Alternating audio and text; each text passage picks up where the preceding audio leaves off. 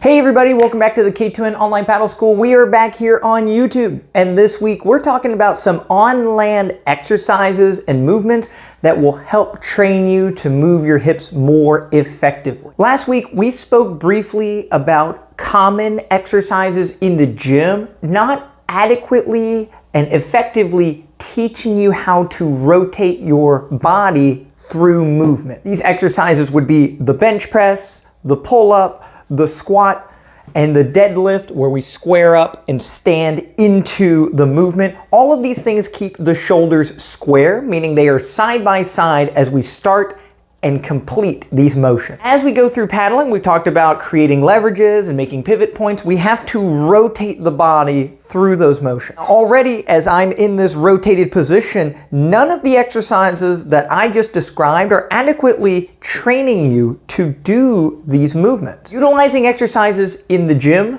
to strengthen muscles is one aspect and component of higher performance results. If you have the opportunity to have weak muscles or strong muscles, you're always going to choose strong muscles. So now when we go into the gym, it is very common to isolate and choose these muscles and focus on certain muscle groups. When you're an optimized athlete that has mastery over the movement they are doing for their specific sport, it is advantageous to specify specific muscles to target in the gym setting. In this case, you're watching this YouTube video because you're likely not at the Olympic Training Center right now, meaning that you probably haven't mastered the movement that we're talking about. Again, if you're in full control of using your hips and going through motion and connecting your legs to your hips and ultimately powering the hand, now when you do exercises like the pull-up, you are square, targeting the lat muscles, and you are going to use your lats as you're going through this motion. But if you're unable to connect your legs to your upper body, doing pull-ups simply reinforces staying square and preventing you from rotating. So now as you spend time in the gym, you are strengthening muscles, but you are not training your body to effectively use those muscles in the sports dynamic that we need. Having an incredibly strong upper body and paddling like this will always be defeated by a weaker paddler that is using their lower body and engaging every muscle from the foot to the hand. So again, rigid gym exercises where we lat row and don't move any part of the body. Now when we go to paddle, we've trained our body to go through these very rigid and specific motions. So today we're gonna go through specificity, where we are going through the literal range of motions that we're looking for in the gym setting under load to help build that muscular strength, as well as cement the muscle memory that we're looking for. If you're unable to move your legs and hips in a stable gym environment on land, you definitely have no mastery of doing it in an unstable vessel on the water. Using these exercises as an example, I will also go through common mistakes of the lower body not connecting to the upper body and how we're trying to use our abdomen muscles to connect the movement of the legs, transferring directly to the hands moving through space. So in a gym setting, my favorite way to go through these motions is using a cable machine, or in this case, I have the resistant band taped off about shoulder high. Normal in-gym setting, you can move the cable machine high, middle, low, all kinds of different apparatuses that you can put on there. But ultimately what we're looking for is being in this standing position. Again, training the body to be very square would be doing lat rows where everything is frozen and the only thing that we move is our arm. It's a great way to isolate very specific muscles, but it trains us at a neurological level to simply use the arm to complete motion. Now, as I go through my kayak stroke, I'm training my body just to use this bottom arm to pull. If I go through the canoe stroke, I'm just training this arm to do this motion. We need this muscle to be strong even as we use our whole body, but again, in the gym setting, having specificity allows us to connect from the foot all the way to the hand. These repetitions solidify the feeling that you're looking for on the water. When I move my legs, my hips move, and now my hand moves, and I have this much more dynamic motion of my entire body being engaged to pull the weight. So instead of isolating and only using my bicep and lats and some of the small surrounding muscles. Now this knee is forward, hip, shoulder. I'm pushing this leg off the ground, engaging the quadricep, and I have this much more dynamic motion, and I'm engaging the entire body. So common mistakes here would be motion that your body goes through that does not move this handle. So the easiest way to do this is to bend the elbow, boom, my hand moves, right? So this is a very simple way to go through this, and this is why paddlers are arm paddlers, right? If I just bend my elbows, I'm gonna pull and yank resistance towards my body, and I'll get to the exit, and I've completed a stroke. Making sure all of our movement translates to moving the hand. This is where a very common mistake occurs within the canoe and the kayak, is I go on YouTube, I'm listening to this Robert Norman guy, and he says, if I move my legs, I'm gonna have a very strong stroke, and right here, boom.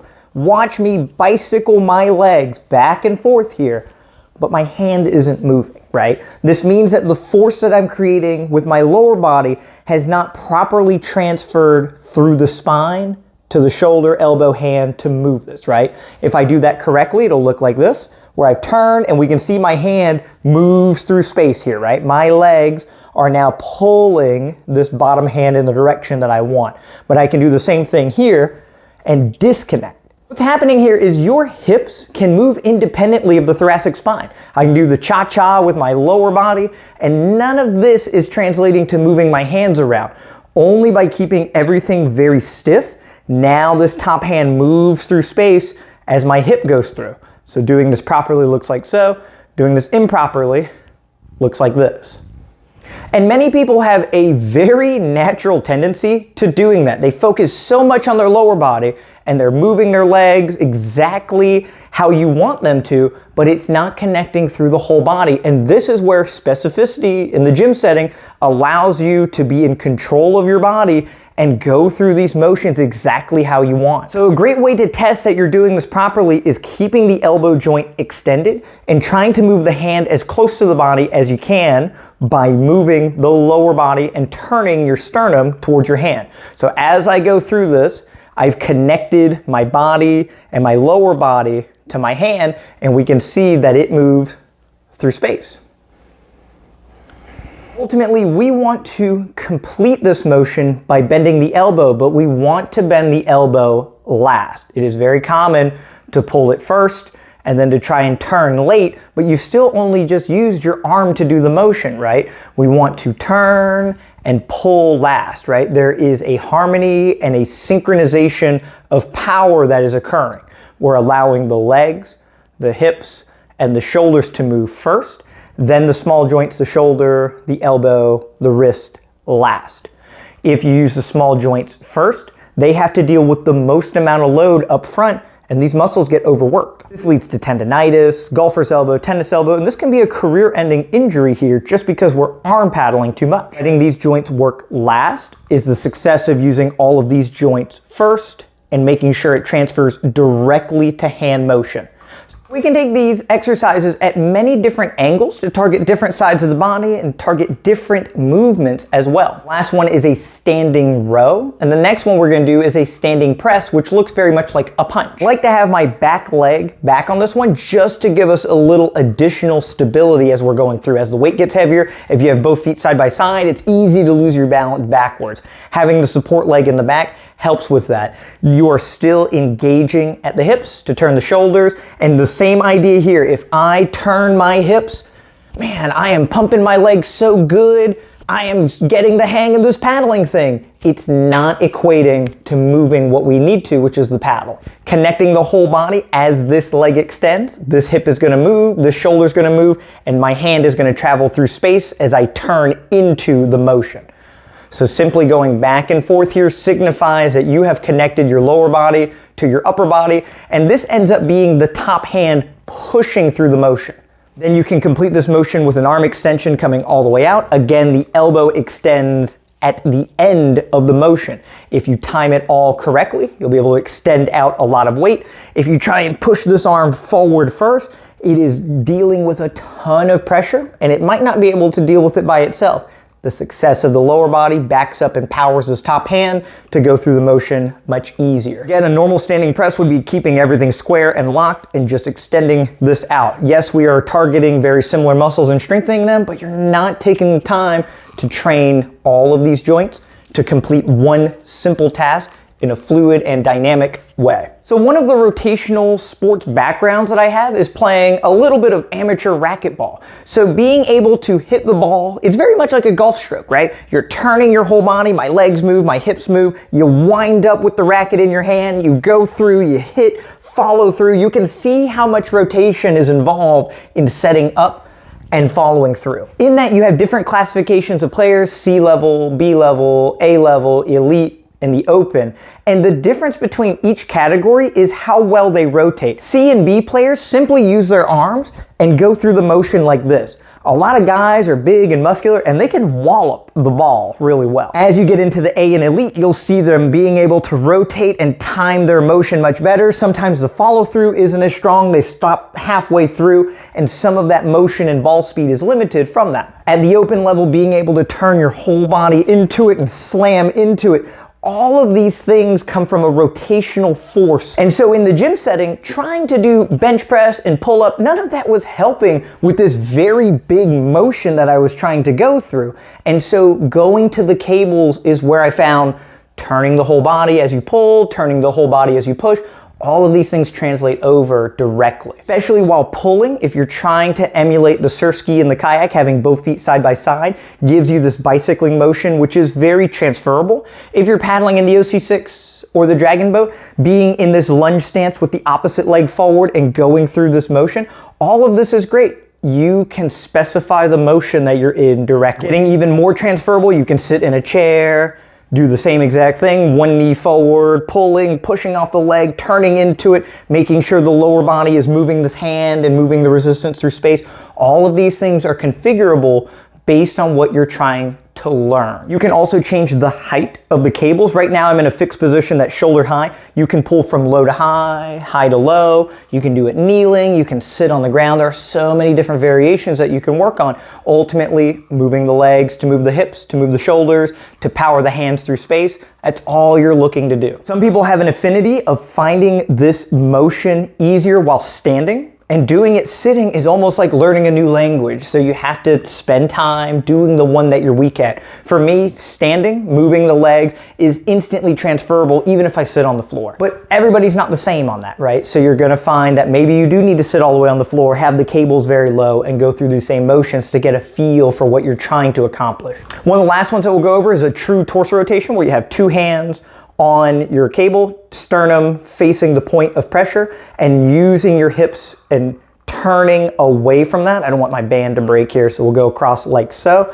As I turn here, my arms are doing nothing except holding on to the handle. If I did that incorrectly, I would turn and pull my arms here where my hips, legs, and sternum are not moving, pulling my shoulder blades together, squeezing my abdomen. Now when my hips move, my shoulders move, and I'm able to turn and move my hands through space. So not powering my hands with just the power of my shoulders, but powering my hands with the power of my hips and my shoulders turning. This is what we're looking for. Getting a true top arm feeling, again, you can lock this very tight. If I pull this across here, right, this is not very strong. If you tear your rotator cuff, they're gonna have you doing this exercise for a while, right? Keeping this all tight, turbocharging the hand without just using your rotator girdle. What that looks like is all of this is here, moving my legs.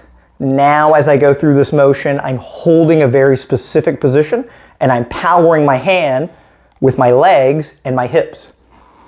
As we're trying to create and maintain power triangles, this is how we do it. I'm creating this L and I'm maintaining this L throughout the motion. If I break position here, my power triangle has collapsed, this L shape has collapsed. Doing it with two hands literally makes that triangle, right? Having space between two hands is very similar to an actual paddle stroke. Again, feeling this motion going back and forth. My hips and legs are all moving to power this hand, and I'm holding very specific position to keep me strong here and protect the shoulder.